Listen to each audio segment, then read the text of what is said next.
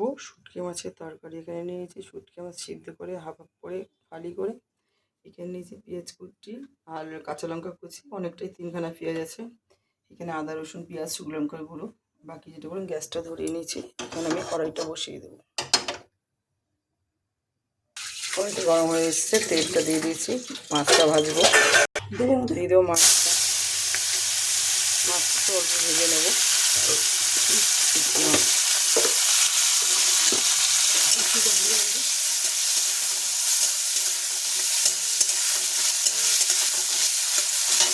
দিয়ে দেবো হলুদ একটুখানি, অল্প একটু নুন দে।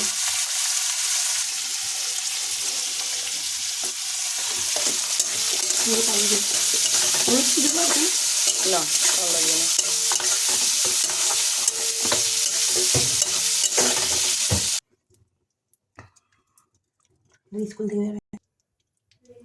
তেল গরম হয়ে গেছে, দিয়ে দেবো কালো জিরে, দিয়ে দেবো পেঁয়াজ কুচি, কাঁচা লঙ্কা।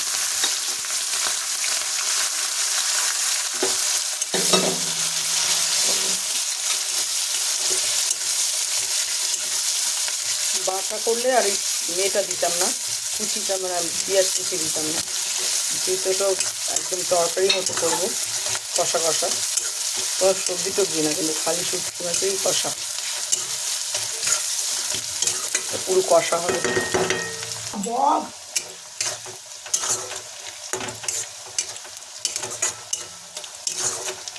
জামা স্কুল আমার কথা মনে করাবে তো, ড্রেসটা দেখাবো। দিয়ে দেবো একটু নুনের মধ্যে, একটু নুন দিলাম, তাহলে পেঁয়াজটা পুরো নরম হয়ে যাবে, তাহলে পুড়বে না পেঁয়াজটা। অনেক সময় পেঁয়াজ পুড়ে যায়।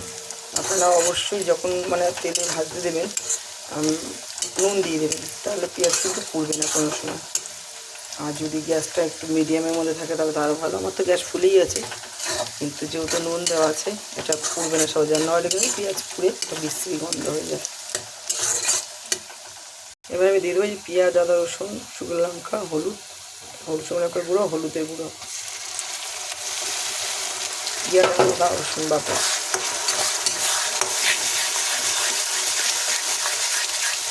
দিয়ে দেবো এর মধ্যে নুন,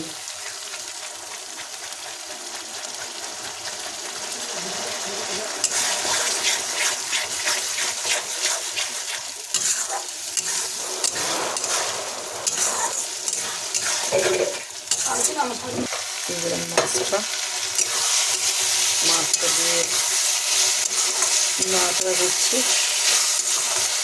সব মাছ দিয়ে দিয়েছি, আমাদের সব মাছ দেওয়া হয়ে গেছে। দাঁড়া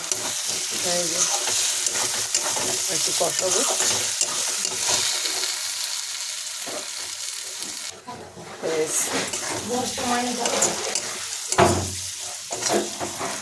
দেবো সিলাইটা একদম অল্প অল্প, সাই গরম মশলা একদম অল্প। হয়ে গেছে আমার শুটকি মাছের তরকারি।